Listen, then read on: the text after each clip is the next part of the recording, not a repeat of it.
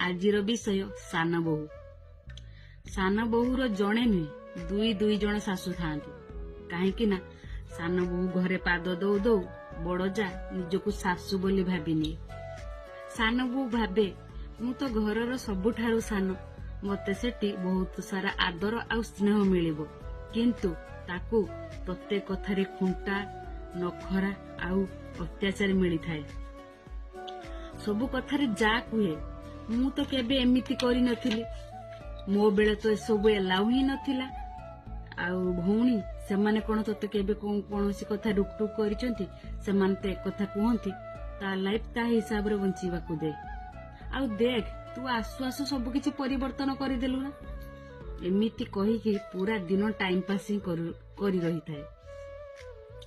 ଯେମିତି ଘରକୁ କେହି ବନ୍ଧୁବାନ୍ଧବ ଆସନ୍ତି ତ ଫଟାଫଟ ଯାଇକି ରୋଷେଇ